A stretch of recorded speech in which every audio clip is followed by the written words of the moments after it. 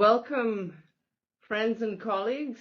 I think we're slowly filling up the audience spots as we're about to go into this launch of the Dataset on World Refugee and Asylum Policy. So I think I'm just slowly going to begin, and hopefully I can see that the numbers are rapidly going up. People will join us. So again, welcome to everyone across the world. We're very grateful to you for being with us today for the launch of the Dataset on World Refugee and Asylum Policy, or the DWRAP as we will refer to it. My name is Maja Lazić.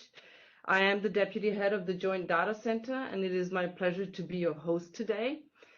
It is also a great privilege of ours to launch the DWRAP and to co-convene it together with the Immigration Policy Lab of Stanford University, to whom I would like to extend our very special thanks.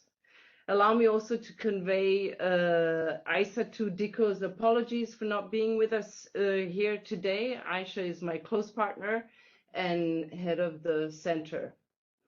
So before we launch into the presentation, I would like to say a few words about the importance that we attach to DWRAP. DWRAP is a dear child of the JDC. This was an idea on a paper that was presented at the first JDC research conference back in 2020, an idea that we embraced with our parent institutions and accompanied through the process of realization. And it was with great satisfaction that we watched Professor Guy Grossman, one of the authors behind DWRAP, presenting the tool and the possibilities of analysis at JDC's third research conference in Abidjan back in September last year. The JDC has supported this work for three main reasons. First, for the uniqueness of the data collected in terms of breadth and comprehensiveness. And secondly, because of the innovative idea in using a quantitative analytical tool for qualitative compilation of information. And thirdly, because we would deliver an important public good to researchers, to policymakers, to practitioners alike, and not least to UNHCR. And let me dwell on that for a moment. DWRAP holds great value for UNHCR from where I hail, as it supports its mandated supervisory role in relation to states' compliance on their international obligations towards refugees and asylum seekers. So in this way, it complements UNHCR's toolbox, which among other contains the rights mapping and analysis platform, or REMAP, serving advocacy and support to the development of refugee and asylum policy. So the child has grown up, and it is time for it to conquer the world. I'm very excited to introduce our distinct colleagues who have conceptualized and developed DWRAP. And let me start with Guy Grossman, who is the David Mabon Knott Professor of Global Politics and International Relations at the Political Science Department of the University of Pennsylvania. His research is in applied political economy with a substantive focus on governance, migration, and forced displacement, as well as human trafficking and conflict processes, mostly in the context of developing countries. Guy holds a PhD in political science from Columbia University, and he is the founder and co-director of Penn's Development Research Initiative, which seeks to foster impactful international development research. And on top of all of this, he furthermore has numerous prestigious publications behind him, and he's a great friend of the JDC. Second, Christopher Blair is an assistant professor in the Department of Politics at Princeton University. His work spans international relations and comparative politics, with a substantive focus on political economy of conflict, migration, and climate change. Geographically, he concentrates on the Global South, namely on the Middle East and Africa. He holds a PhD and an MA in political science from the University of Pennsylvania and a BA with high distinction in foreign affairs and history from the University of Virginia. He also actively contributes his research and experience in leading publications in the world. Guy and Chris will present today, but I would be remiss if I did not also introduce the third of the musketeers behind the DWRAP, Jeremy Weinstein. Jeremy is Dean and Don K. Price Professor of Public Policy at Harvard Kennedy School. Before moving to Harvard, he was the Kleinheinz Professor of International Studies at Stanford University, where he led major initiatives, including the Stanford Impact Labs and the Immigration Policy Lab. Jeremy has also held senior roles with the US government, White House and State Department, most recently as the deputy to the US ambassador to the UN in President Obama's second term. And Jeremy holds a PhD in political economy and government from Harvard University. So having given a few words of introduction here and particularly introduced to you the two presenters and the team behind DWRAP, allow me just to say a few more words on housekeeping items, and then I would like us to proceed to the presentation.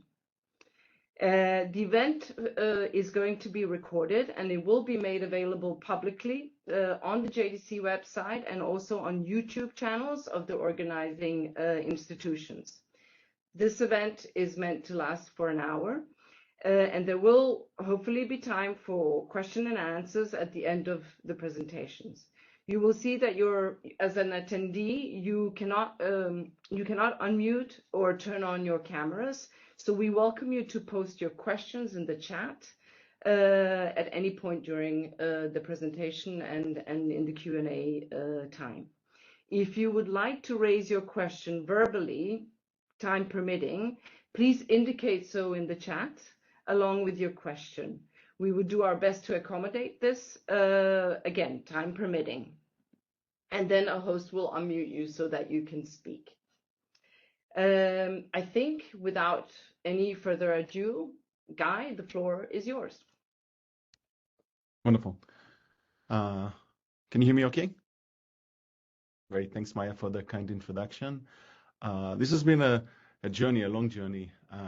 And before I start, I want to make sure that I thank some of the people that an organization without them, this could not happen. So first, I want to start with thanking the JDC for supporting us. And by supporting us, this is not only for financial support to make sure that we can put this data set together, but this has been support along the way in ideas, in allowing us forums where we can present the work and get feedback, in providing really useful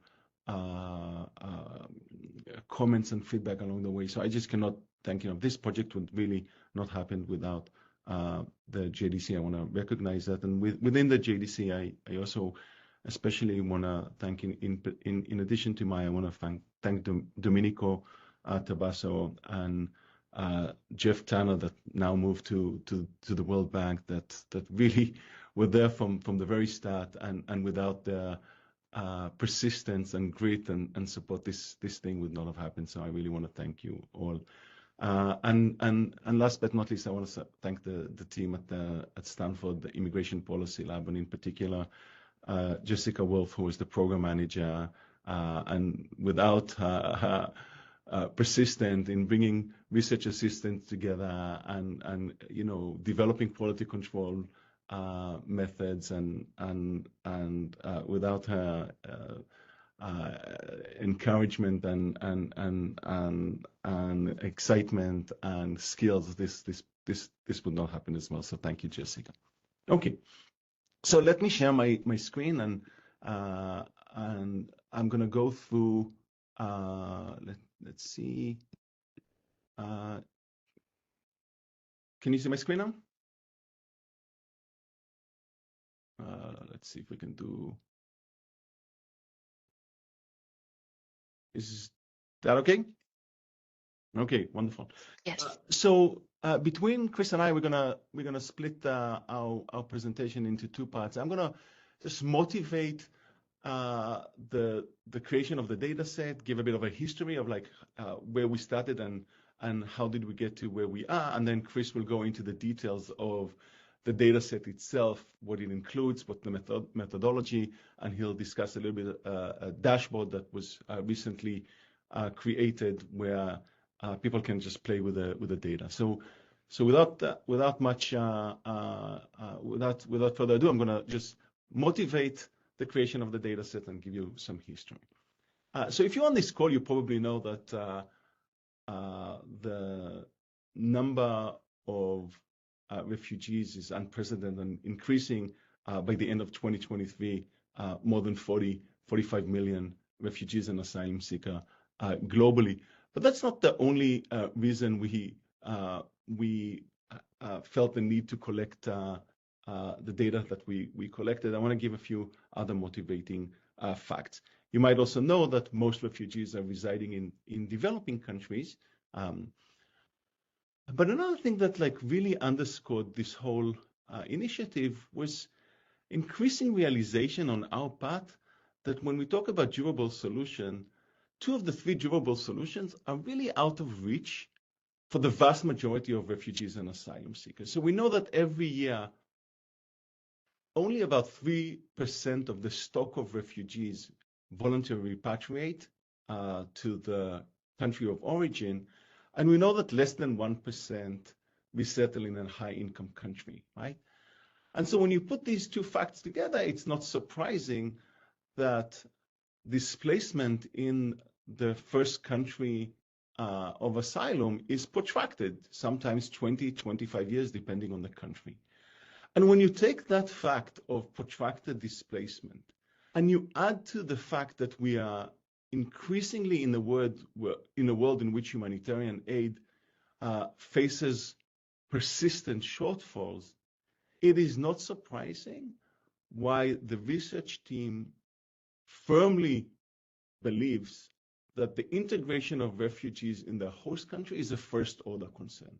This is true globally, but in particular in developing country context where the vast majority of refugees reside. And if you share with me this conviction that refugee integration is a first-order concern, I don't think that it's very controversial to assume that the prospect of integration will be closely tied to the policy regime that governs the hosting of refugees and asylum seekers. And so it's not controversial to assume that refugees will integrate more successfully if they enjoy freedom of movement, if they can live outside camp, if they have a right to work, if they can operate a business, if they can own and rent land, if they have access to education and health services and financial services, right? And so if we understand that there's a host of rights that will affect the integration of refugees, this will lead us to ask some questions about the distribution of these rights across time and space. So when we started the project, we laid down a series of questions that we thought are very important. They're important for theory. I mean, we are researchers, but they're also important for policy. And I think you will find them also important for advocacy. And we can distinguish between some questions that are more descriptive and some questions that are a bit more analytic. So on the descriptive side, we might want to know what are the global trends in refugee and asylum hosting policies. Are they becoming more restrictive? Are they becoming more inclusive? We might care about the global trend, but we might also care about different regions. So, are the trends that we're seeing in Europe the same as we're seeing in Asia? Are they the same that we're seeing in the Middle East and Africa? When we care about trends in refugee hosting policies, if we care about whether they're becoming more inclusive, whether they're becoming more restrictive, we might also care about different trends across countries along the wealth quantile. So high-income countries and low-income countries following the same or different trajectories. And I've been speaking about trends in terms of inclusive and restriction, but they might not all move in the same direction when we start breaking down to different domains, right? So it could be that domain like access and services are improving over time, but maybe movement is more restricted. So we might want to have that level of resolution. It's obvious when you look at this set of questions that in order to answer them, it's not enough to have a data on one country. You need to have data on a lot of countries. And it's also clear that in order to understand trends, it's not enough to collect data on one point in time. You need data that covers a wide number of countries and over a lengthy period of time. So these are just descriptive questions, but we might be interested also in some analytical questions that, as I said, are important to both theory and policy. For example, to the extent that we see that some countries reform the asylum and refugee policies, we might want to try to understand what are the factors that are contributing to the decision to reform. Second, we know that like when countries reform the asylum policies, sometimes they restrict and sometimes they make them more inclusive. So Kenya restricted its asylum policies in the 1990s and Uganda made them more inclusive in the early 2000s. And so we might want to know what are the factors that can explain why some countries liberalize while others restrict their asylum and refugee policy. We started talking about the importance of integration. We might want to know what policies are most consequential for integration, for successful integration. Are these about freedom of movement? Is that about the right to work? Is that about like family unification? Is that access to financial services? Again, this is a question that we need data on a large number of countries across many years. And then there's some questions that are about decision-making processes of the refugee and asylum seekers themselves. For example, do hosting policies affect asylum seekers' destination choice? And once they are already in the country of asylum, what do we know about the relationship between hosting policies and the decision to stay or voluntarily repatriate? And then there's an important political question where we might want to know when countries make their asylum policies more inclusive, more liberal, provide more rights, what are the responses of voters in the host countries? Do they punish incumbents or not? This is important implications to advocacy efforts. And again, I want us to appreciate that these are important questions that without data on countries across space and time, it is really hard to answer. And when we started our project, we said, okay, let's look at what is out there. I mean, collecting your own data in a global scale is a gigantic effort. It's an expensive effort. And so before we embarked on our project of collecting data on a set of countries regarding the asylum and refugee policies, we wanted to see what's out there. And I know that there's a lot of information here. What we see every row in the data is a different data set that exists that captures some aspects of migration and refugee policy regimes. And what you see in the columns is the number of countries that are covered globally and then by region, right? And so I'll just focus you on the bottom line on the DMIG policy data set, which is widely used. The coverage is 45 countries, okay? So less than a quarter of the global coverage. And if you look at countries where most developing countries are and most refugees are, whether it's Latin America, Middle East, Africa, you see that the coverage is exceedingly small. So we aren't able to answer the question that I posed before with the existing data sets. Some of the question you can answer, but only if you focus on OECD countries, which is good, it's important, but where only 25% of refugees reside. Okay, so once we understood that there's a real gap, and this is something that we understood back already in 2016, 2017, we decided to go a bit deeper and before we engage in our own data collection, we started this project by traveling to Uganda and spending a summer there, talking to a lot of stakeholders. By that, I mean government officials. We talked to UNHCR, to WFP, and also to a large number of refugees, where we were trying to understand the two aspects. One hand, from the government side, Uganda, I think people on this call know that it has very inclusive refugee policies. We try to understand the logic behind the implementation and the enforcement of Uganda's inclusive refugee policies. And then when we spoke to refugees, we tried to understand better the level of knowledge of these policies and whether this has affected the decision to seek asylum in Uganda rather than maybe another neighboring country like Kenya, Tanzania, or Ethiopia. And we've learned a lot from these conversations, and we could have written maybe a paper just on Uganda, but we thought that we were wondering how much the insights that we got from the Uganda case travel to other countries as well, right? And so for that, we decided to collect data on a large number of developing countries. Chris soon will tell us exactly what we collected, but basically we collected data on the asylum and refugee policies of 96 countries. And our first paper that was published in international organizations was about explaining when countries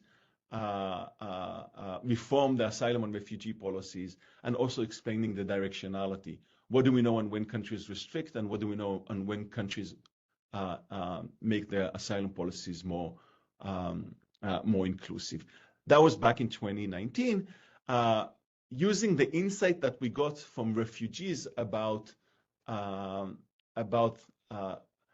the policies of different countries factored in the decision to where they will seek asylum, we wrote another paper that tried to see whether what we found in Uganda can be also found in a large set of countries. And indeed, that is what we found. And this is a paper that was published in the American Political Science Review.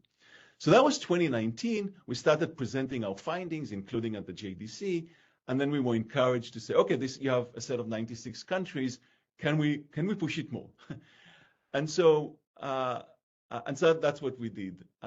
With really generous support from the JDC, we first increased our data set and released version 2 in 2021. We had 128 developing countries then. So between 2019 and 21, we increased. We mostly focused on Latin America because the Venezuelan crisis. And then between 21 and 2024, we increased our sample to cover the entire globe. So if you focus on the bottom row of the data set, you see the coverage of DWRAP. It covers basically every corner of the world, going back to 1951 or to independence. And let me stop here and pass things to Chris that will tell us a bit more about how we collected the data and give you some descriptive information from what we found once we had the data in place. Chris, the floor is yours. Thank you, Guy, and thank you, Maja, for a great lead-in. Can everyone see the screen in full mode now? Yes. Okay. Yeah, now it's in full mode. Yep. Thank you. So I'm going to talk briefly about what DWRAP measures and the methodology, and then I'm going to walk through some descriptive trends in the data and introduce you to this really exciting new interactive dashboard that we developed in collaboration with the JDC and teams from the World Bank and UNHCR. So fundamentally, DWRAP is a data set of de jure legislative policies on forced displacement. And in the total data set that's now released, we have more than 950 national level laws and policies in the data set. We think that this is really important to understand national legal frameworks, because these are the most likely to be enforced on the ground, and also because when gaps emerge, it's important to know whether the gap is in the implementation of an existing law, or whether the gap is in like the lack of a relevant legal framework in general. And so we're focused on the de jure side. It's extremely difficult to measure de facto policies systematically across time. There's some innovative efforts underway to try and understand that. But again, we should be focusing about what de jure policy environments look like when you think about DWRAP applications. And so for each law and each country year, we identify the relevant legislative framework and code 54 individual provisions across a large host of categories for all of these relevant laws. And we use a theoretically motivated aggregation scheme to kind of conceptualize how these 54 individual provisions might fit into 14 subfields, which could be aggregated into 5 theoretically motivated fields, and ultimately potentially 1 policy score. And so the 5 fields that we focus on in the data include rights on access. So this would be things, policy provisions that affect the ease of entrance and the security of status, provisions on service access, so education, healthcare, other kind of welfare programs in a country. Livelihoods, so this would include refugees' rights to work and own property or land. Rights to movement, so encampment policies or access to documentation.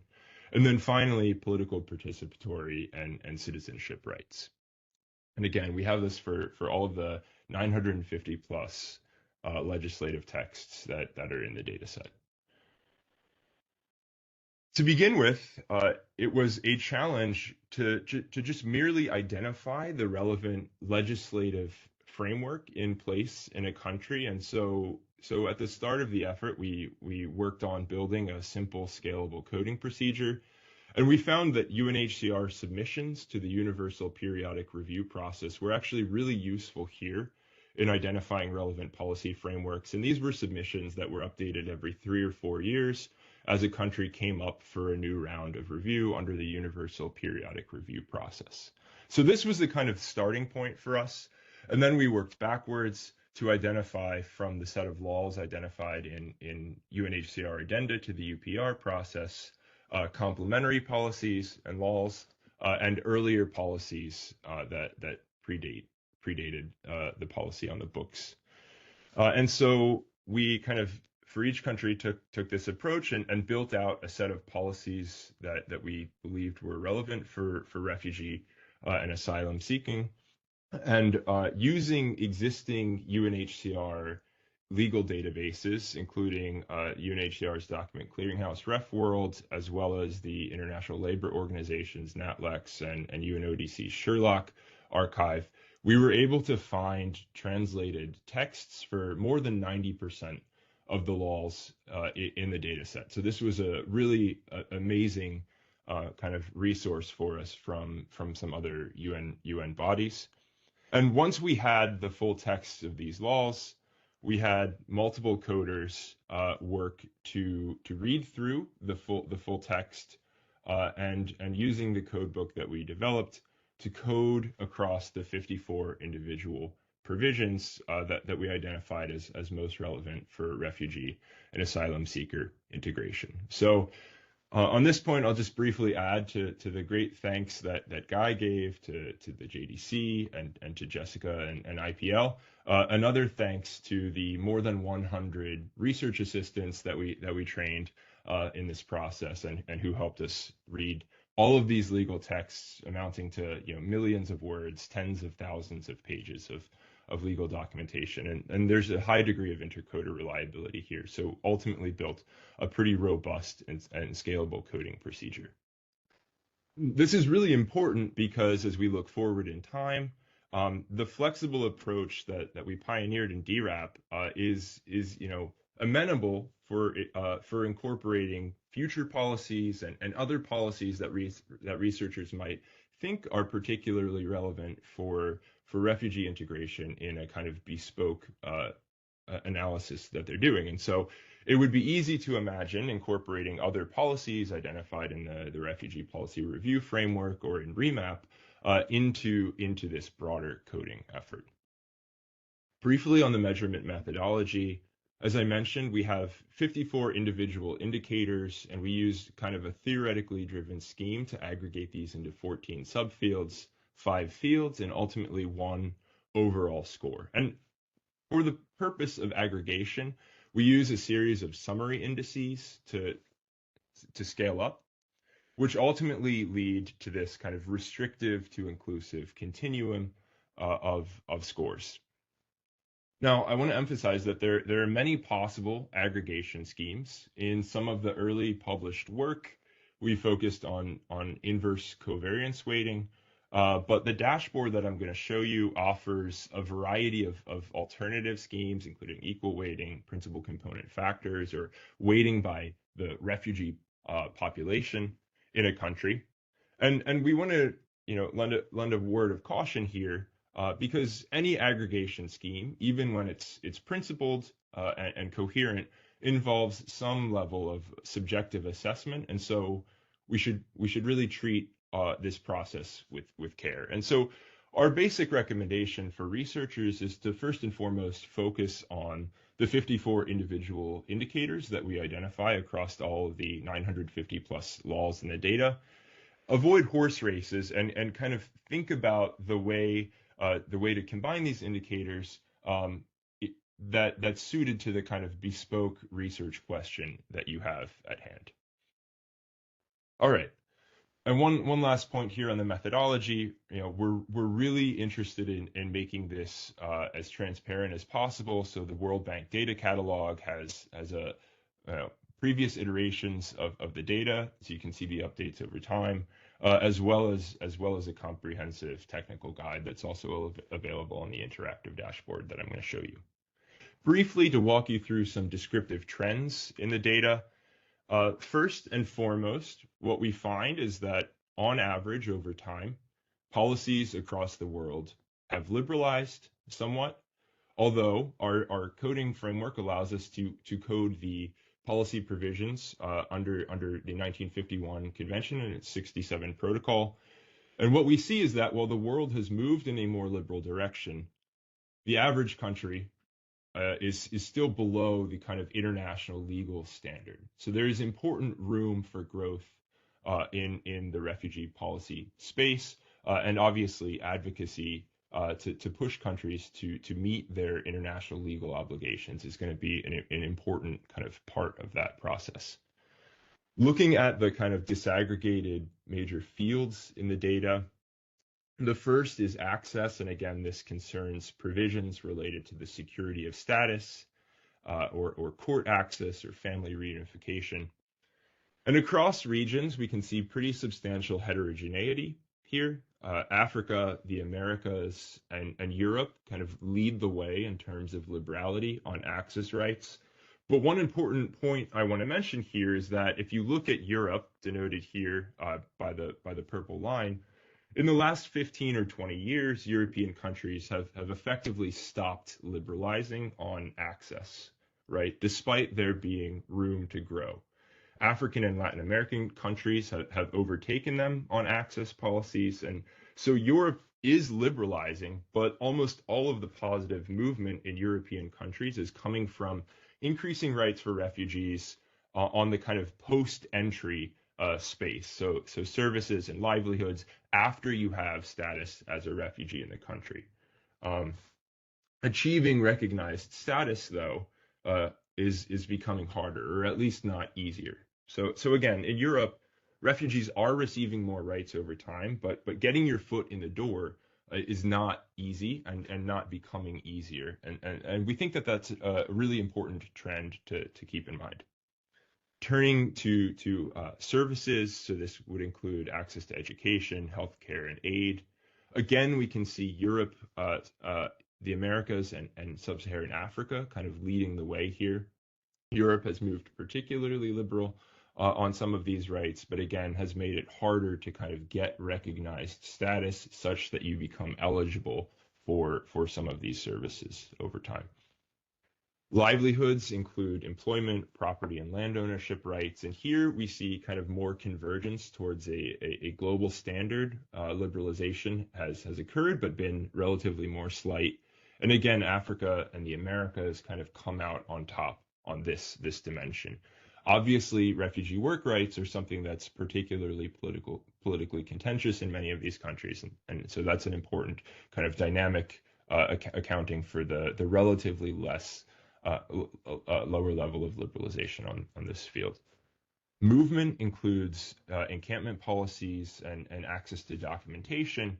And here again, this is an important point of advocacy by the UNHCR and others, and we've seen more substantial liberalization, again, with Europe, the Americas, and Africa leading the way. And then finally, political participatory rights and access to citizenship, often the most contentious domain in the policy space.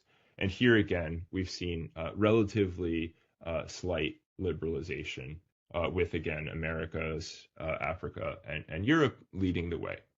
So what have we learned just from a brief descriptive look at the data? Well, in the past 20 years, asylum policy is liberalizing, particularly in some regions like Latin America and Sub-Saharan Africa, and on some domains, but not necessarily in others. For instance, Europe and access policies or participatory policies. We see that in relative terms, again, participation often the most politically contentious, while access and movements have seen more substantial strides. Poorer countries over time are catching up with wealthier countries in terms of what they provide. But contrary to misperceptions, not all wealthy countries are wholly adopting more restrictive policies. And importantly, this was just a kind of regional aggregation, but the regional analysis masks substantial within region variation. For instance, Uganda is more liberal than Tanzania on many of these policy dimensions. And so, again, lots of bespoke research questions that could be answered with a deeper dive into the data. And I'm just going to briefly show you how you can access the data and some of the unique tools on this interactive dashboard, which I'm going to share now. So can everyone see the dashboard here? Yes. Okay, great. So the dashboard landing page, you can open it up to the Analyze tab here and see a map of the world with all of the countries that we've covered. I'm going to just focus on Uganda for the sake of illustration here, because that was one that was formative for the research process. And if we hover over on the map, we can see the distribution of Uganda's scores across the overall policy dimension and then those 5 subfields. And so I'm just going to click Uganda, and we can see in the control panel here the trend over time in Uganda's policy, liberalization in 2006. And so apart from looking at trends over time, we can see, say, the list of policies that we've identified as most relevant for Uganda here. Again, liberalization coinciding with the Refugees Act in 2006. And importantly, we can look at these trends, as I mentioned, in a variety of ways. So the aggregation scheme that I talked about can be changed from inverse covariance weighting to an equally weighted scheme as you see fit for the needs of your project. Really interestingly, you can also benchmark the individual country's score against a variety of international standards. So we could compare Uganda to the global average and see that particularly nowadays, Uganda is more liberal than the average country in the world. We could also benchmark Uganda against the 1951 Convention and its 67 Protocol and see that at least since 2006, Uganda has implemented a policy environment that is more liberal than the international legal standard. Apart from looking at trends over time, we can also look at the distribution of policy scores relative to the rest of the world. So Uganda, again, relatively liberal in its overall policy environment. We could also benchmark this against other countries in sub-Saharan Africa and see that, again, Uganda outpaces its regional peers.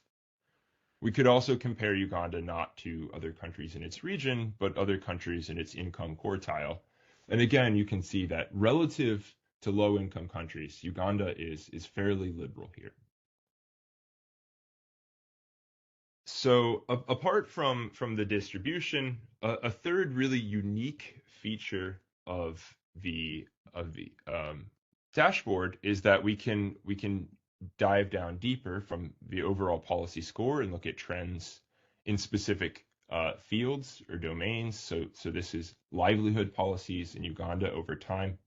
And if we decompose this policy, we can see that Uganda scores particularly well on the spiderweb plot here on employment and property rights. Again, you can kind of benchmark this policy against, say, regional neighbors and see that Uganda, more liberal than its neighbors, but particularly more liberal on refugee employment rights. Apart from the kind of really innovative ways to disaggregate the data, we can also compare to some important world development indicators, right? So if you look at the Explore with WDI Indicators tab, you can see how the refugee population in a country corresponds with trends in the policy environment. And in Uganda, liberalization in 2006 precipitated or predated a large-scale surge in refugee inflows in the country. Okay. In addition to the really unique analytic tools on the dashboard, we have a comprehensive note on methodology. You can view the technical guide here. And you can also jump over to other resources, including the REMAP landing page and the Refugee Treaty and Legislation dashboard that the UNHCR maintains, as well as a link to the kind of full data download from the World Bank data catalog. So this is, again, going to be what we hope a really useful public good for researchers, for practitioners, and for advocates working on the refugee policy space. And I'm going to stop here and open it up to questions. Thank you. That's terrific. Thank you so much, Guy and Chris. We have a couple of questions. Actually, we have, I think, 5 questions in total. So maybe what I'll start with is maybe I start with that as a round. You take note and you respond to each of them, and then we see how much time we have left for more questions. Let me start with the colleague Paul Baumgartner, who is asking, some countries would have different approaches towards refugees of different nationalities, or have different types of protection statuses in their national law with different types of rights attached. So answers to each of the 54 questions could very much be an "it depends." How can this be reconciled to have a single indicator per country? That's the first question. Second question is from Brian, and I apologize, I don't have the last name. For the practitioner at the country level, what are the implications of the data set? Are there examples of how one might, as a practitioner, use this data set to advance the policy space with governments in their country of operation? I'll continue with 2 more, and then I'll hand over. So from Eugene Wu, there are 2 questions, I believe. The presentation mentions that data starts from 1951 or independence, but I think many countries laws do not mention refugee until later years. How did you code these years? And then one more question from Eugene Wu. Are you measuring policies on refugees or asylum or both? It seems some questions are more relevant for asylum instead of refugees. Maybe I pause here and hand it over to you, and then we can do another round. I can see more questions are coming in. Yeah. Chris, maybe I'll respond to the question about how organizations can use, and then there's the other three questions that are more technical on the methodology. You can take them. Is that okay? Sure. Yeah. So how we envision people use the data set, it's a really interesting question, and I want to say that, like, once you put something out there, you don't control how people use it, right? Like people will use it for a variety of purposes that are relevant to what their organization is doing. I think one thing that we thought might be useful, especially for people that work more in the advocacy space, is that when you work in the country, you can point to where the country is doing relatively good or relatively less good compared to a set of countries that are comparable, right? Like whether it's comparable across the region, right? So if you're working in Africa, so where you can benchmark to other African countries. If you are working with the middle-income countries, so we can look at the benchmark could be a middle-income country, and so we envision a world where it's not difficult to envision a world in which you can sit with government officials and say, right for work, we don't have right for work in this country for refugees, but 60% of countries in your region do have, or something like that. So that's one way we envision advocacy work. I think that's one answer. Chris, do you have other thoughts that you might want to share? Yeah, I mean, I can jump in on the other questions, and maybe I'll just move backwards here. So yeah, you're right. I believe it was Eugene that for these early years, in the 50s and 60s, often laws don't specifically mention refugees and asylum seekers, although in some cases they do. And in cases where there is no kind of dedicated refugee framework on the books in a country, we identify the relevant general migration policy on the books, which is what was going to be used to adjudicate kind of forcibly displaced populations situations. So yes, focusing on the general migration policy in settings where there is no kind of dedicated refugee or asylum policy. In terms of,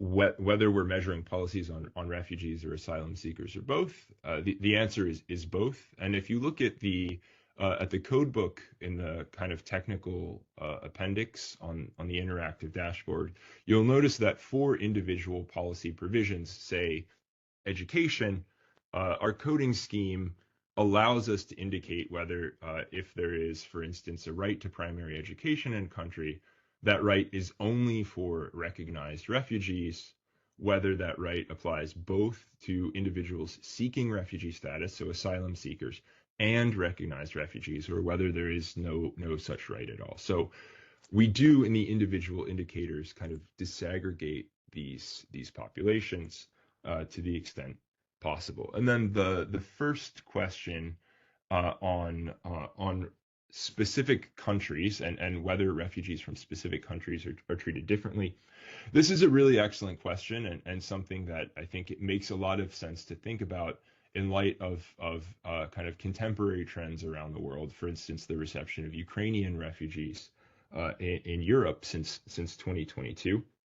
And so we were more than open to like the possibility that that policies would give specific legal protections to people from different refugee backgrounds.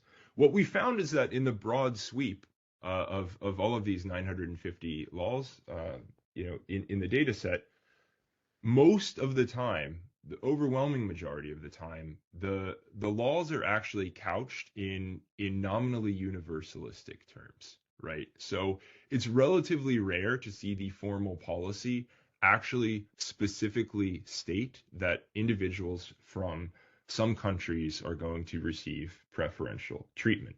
Now, we're focused on legislative texts, and I think where a lot of the preferential treatment does come out is either in de facto implementation of policy or in some of the kind of quasi de facto, quasi de jure, murkier policy domains, like soft law or administrative regulations, which aren't necessarily captured here, where you might be able to kind of get away with imposing specific protections for certain groups, despite the overall legislative policy being couched in nominally universalistic terms.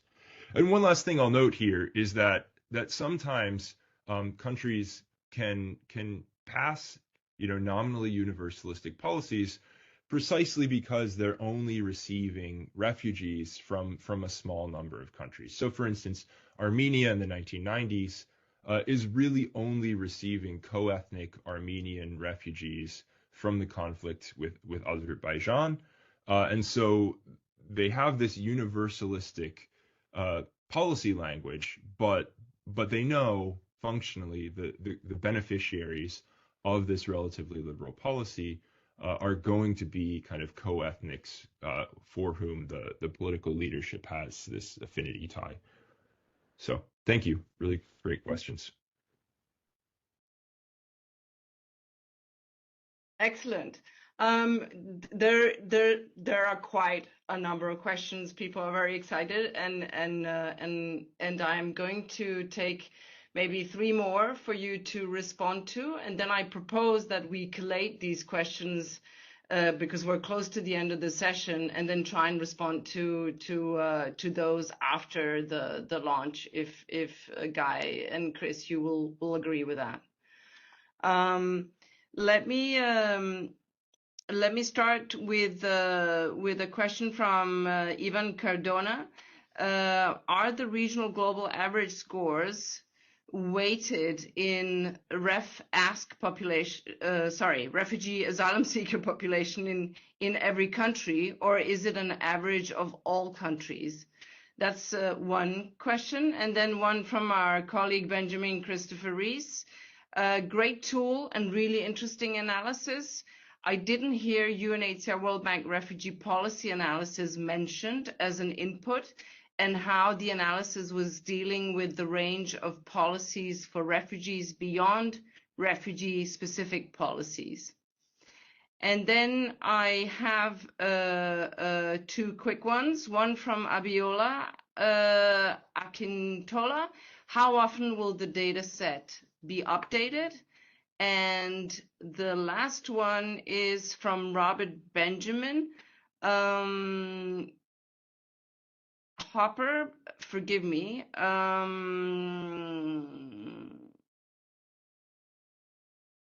Here it is. I have, so the presenters mentioned that there were over 950 legislative texts in the data set. For each country, can we see which legislation is used for each country's scores and the specific scores given for each legislation? Where is this information available? I will stop here. Over to you. Maybe I'll say something about like the how often the data set will be updated. I think that's a bit of a TBD. We made a major effort in 2017, 2018 towards the first release of data set in 2019. Then we did another one in 2021. Then we did another in 2024. I think this will depend on a host of issues related to like funding and bandwidth. And I will just say that we also envision a world in which we collaborate with some other organization that might take ownership over the updating part. I don't think that it's very healthy to necessarily have academics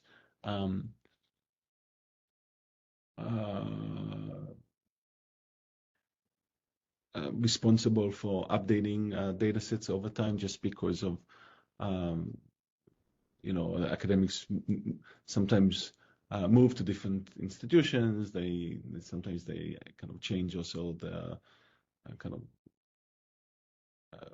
research focus. There's a lot of things that can happen with academics, and so I think finding a partners that might work with us at least for the next update, and then maybe take ownership is something that we're exploring as well. So it's hard to know at this point, but it's a great it's obviously a great question. Chris, do you want to address some of the other issues? Yeah, sure thing. So really great questions. I'm just going to share again so you can see here. The first one on was the global average weighted or not. This is something that you can change on the interactive dashboard, right? You can look at the weighted mean of the globe, like a global average weighted by refugee host population, or you can just look at the simple mean or median of global scores here.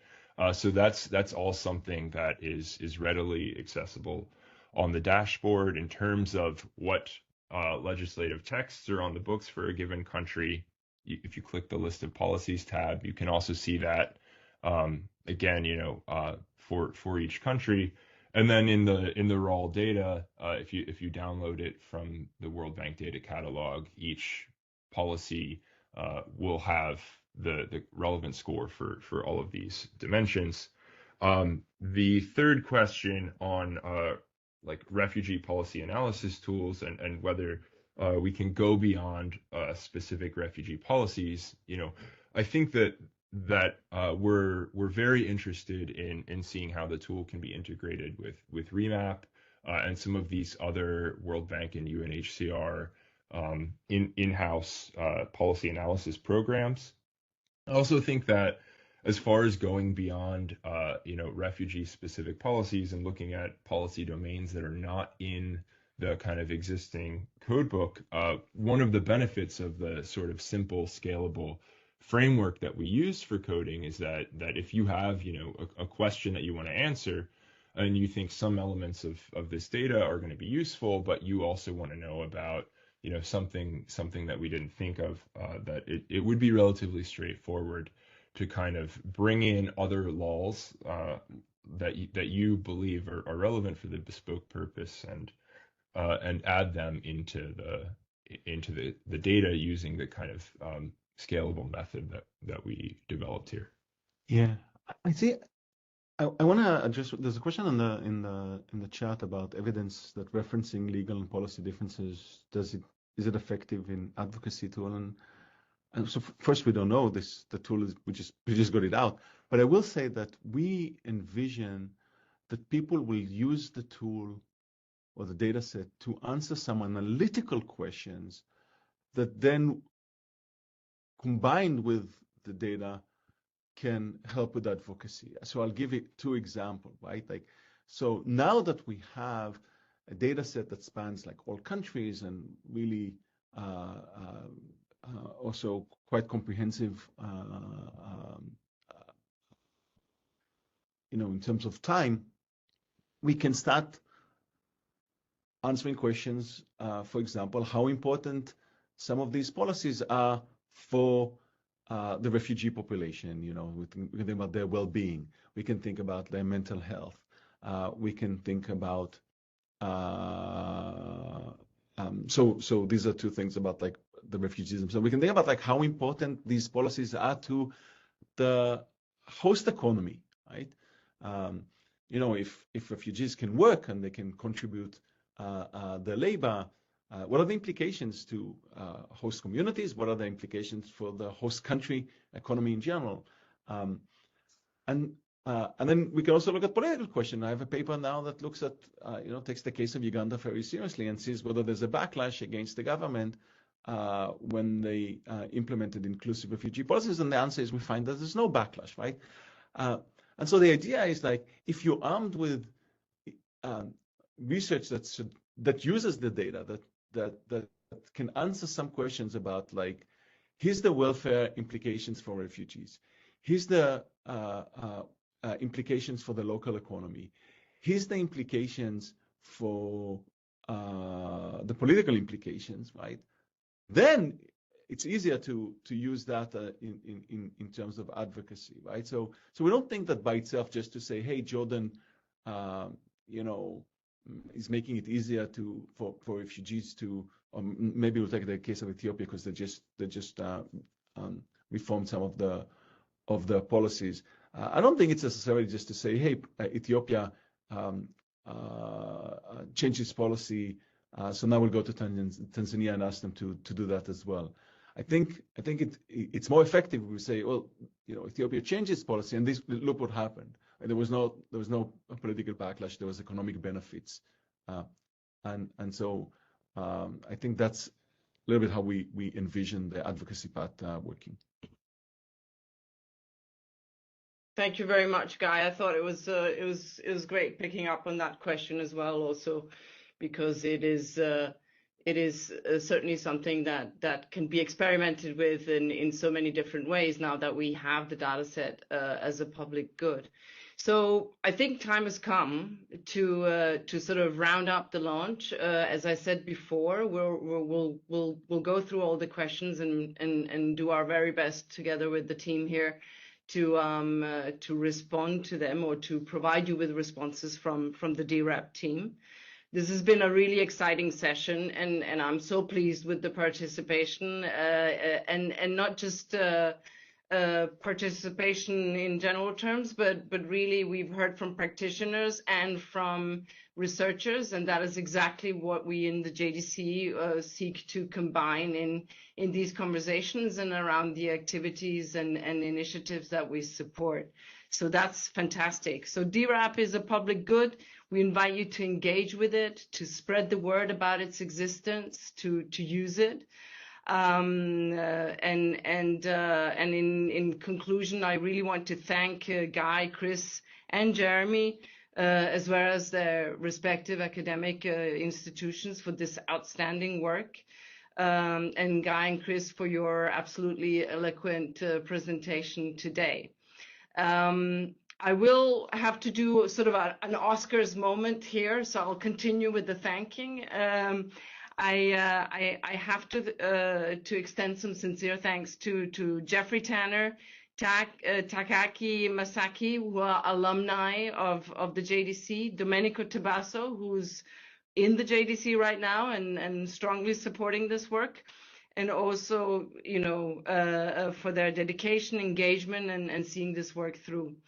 And then, very obviously, Jessica Seje-Wolf, Program Director at Stanford University's Immigration Policy Lab, for her absolutely excellent work in managing this project, as both Chris and Guy have echoed. And Savannah Honerkamp-Smith, Communication Manager at Stanford Immigration Policy Lab, Catherine Perkins from the JDC, for their support to the organization of today's event. And very finally, Wajahat Ali from the World Bank, Adriano Belisario from the JDC for the technical design online launch of the DWRAP platform. And with this, we conclude. Thank you for being a great audience, and thank you for being such wonderful presenters. Thank you very much. Thanks, everyone. Bye. Thank you. Thank you.